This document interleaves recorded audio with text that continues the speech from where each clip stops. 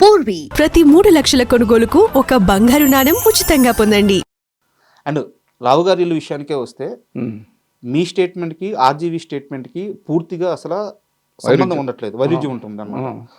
నేను నిర్మాత మనిషిని కాబట్టి శివనాగేశ్వరరావు నాకు ఏ పని చెప్పేవాడు కాదు అని చెప్పి ఆర్జీవీ ఒక స్టేట్మెంట్ ఇచ్చున్నారు.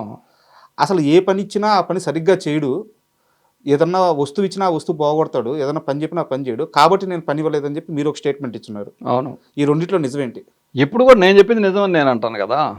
ఇప్పుడు ఏ మనిషి అయినా ప్రపంచంలో బోన్లో నుంచున్నవాడు వాడు చెప్పిందే నిజం అంటాడు. జడ్జి గారు ఏమనుకోవచ్చు, ఈ ప్లేడర్ ఏమైనా అనుకోవచ్చు, ఆ అడ్వకేట్ ఏమైనా అనుకోవచ్చు, నేను చెప్పిందే నిజం. ఎందుకు అంటే తను సురేంద్ర గారి క్యాండిడేట్గా వచ్చాడు అనేది నాకు తెలుసు. అయితే నేను పని చేద్దాం అనుకున్న వాడిని విపరీతంగా ఎంకరేజ్ చేస్తా.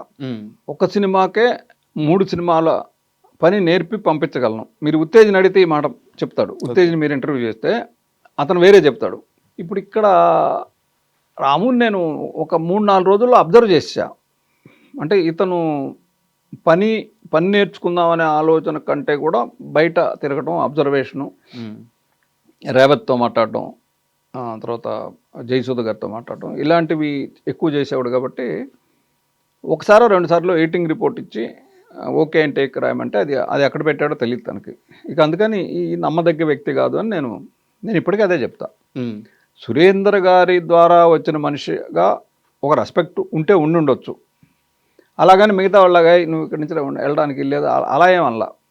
బట్ ఇవి తర్వాత మా ఇద్దరి మధ్య సాన్నిహిత్యం పెరిగింది.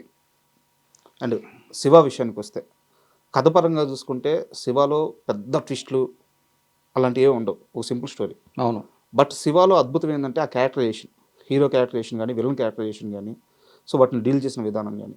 ఒక కొత్త దర్శకుడు శివ కథ చెప్పినప్పుడు మీరు ఇవన్నీ అబ్జర్వ్ చేయగలిగారా? ఈ క్యారెక్టరైజేషన్ గొప్పగా ఉంది, కథ అటు ఇటుగా ఉన్నా కానీ దీనికి ఒక రీచ్ పాయింట్ ఉంటుంది, అవన్నీ క్యాచ్ చేయగలిగారా? అస్సలు నేను కథను అబ్జర్వ్ చేయలే.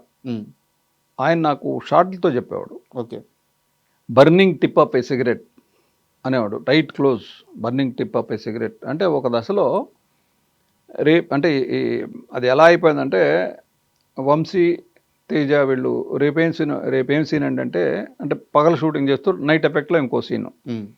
నైట్ సీన్ ఏంటి సార్ అంటే అదే burning tip of a cigarette అమ్మా అనేవాడిని. ఇలా 4-5 సార్లు విన్న తర్వాత రాము కోపం వచ్చింది.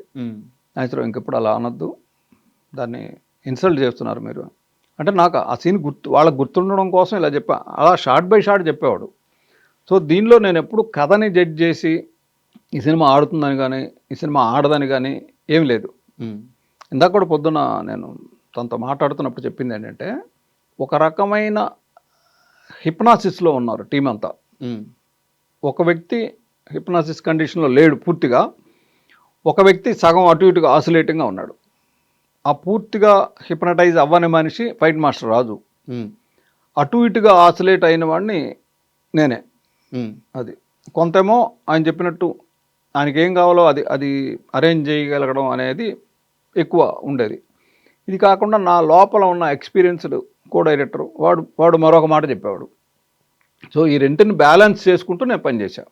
ఓకే, అండ్ రాజు మాస్టర్ గురించి ప్రస్తావన తీశారు కాబట్టి ఒకరోజు చక్రిని పక్కకు పిలిచి, చక్రి మొదటి మూవీ అది, ఇదే నీ చివరి సినిమా, ఇక నువ్వు ఇండస్ట్రీలో ఉండవు, ఈ ఫైట్లు కానీ రిలీజ్ అయితే అని చెప్పి రాజు మాస్టర్ చాలా సీరియస్ అయిపోయి అక్కడి నుంచి ఒక అసిస్టెంట్ని ఇచ్చి ఆయన అక్కడి నుంచి వెళ్ళిపోయారు. నిజమేనా? అదే మరి ఇప్పుడు 36 సంవత్సరాల క్రితం ఎవడికి గుర్తుంది వాళ్ళకి గుర్తుండదు, కానీ ఇది బహుశా చక్రి చెప్పుంటే చక్రికే గుర్తుండాలి. నాకు తెలియదు, ఎందుకంటే వాళ్ళిద్దరు మాట్లాడుకున్నప్పుడు నేను లేను. ఓకే, తర్వాత వచ్చి నాకు చెప్పలేదు చక్రి. సరే, ఇంకో క్వశ్చన్ అడుగుతాను రాజు మాస్టర్ గారి గురించి.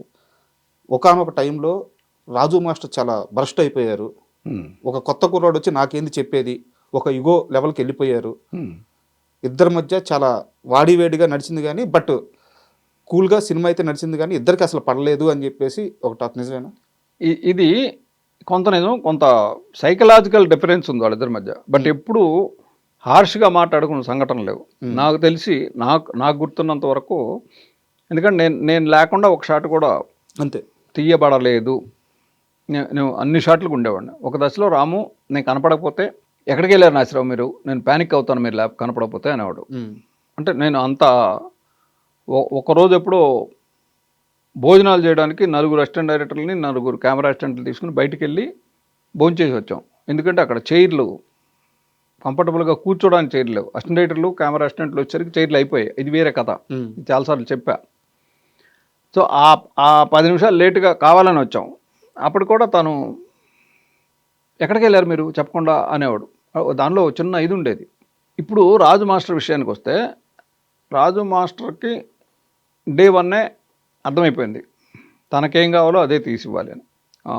సురేంద్ర గారికో వెంకట గారికో చెప్పాడు, సార్ ఇది అతను రెగ్యులర్ ఫైట్ లాగా నన్ను ఏం చేయనట్లేదంటే, సరే తనకేం కావాలో అది చేసి ఇవ్వండి మీరు అన్నాడు. అప్పుడేంటి, తను హానరీగా ఒక ఫైట్ మాస్టర్గా అక్కడ ఉన్నాడు, కానీ ఈ ఫైట్ రాము ఏం కావాలో అది చెప్తూ ఉండేవాడు. ఒక అసిస్టెంట్ ఉండేవాడు రాములోని.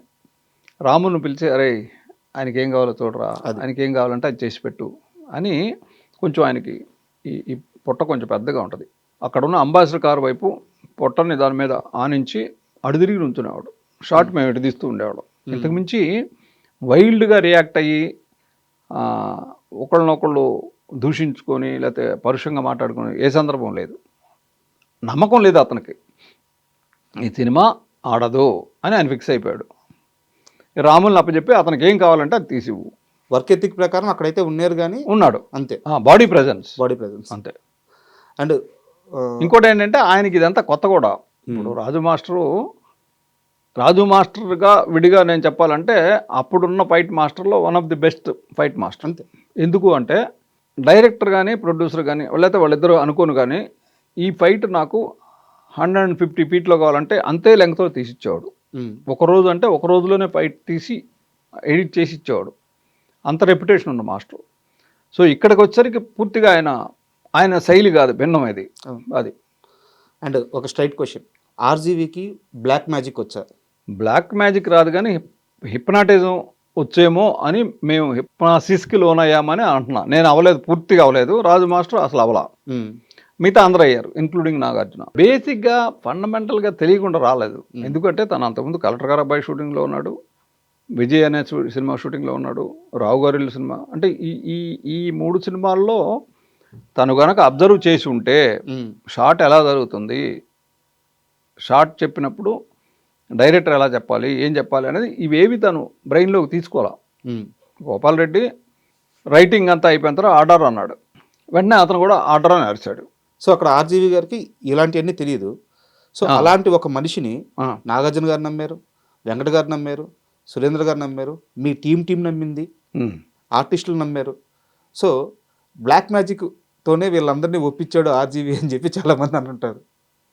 అంటే బ్లాక్ మ్యాజిక్ అనేది కాదు, కానీ ఒక కన్విన్స్ చేయగలిగే పవర్ ఉండేది. తను చెప్తుంది రైటు అని అవతల మనిషి ఫీల్ అయ్యే అవకాశం ఉండేది బాగా.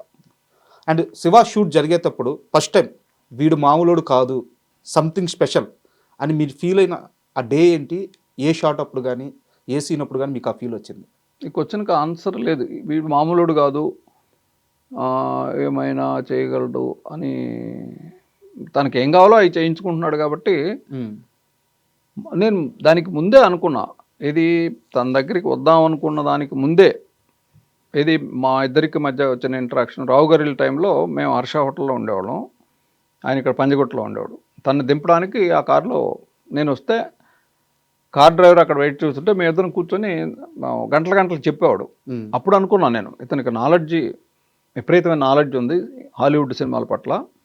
ఈ నాలెడ్జ్ అంతా సరైన రూట్లో ఉంటే, అంటే ఓ 4-5 సినిమాలు చేసి తర్వాత ఏదైనా చేస్తే బాగుంటుంది అనుకునేవాడిని.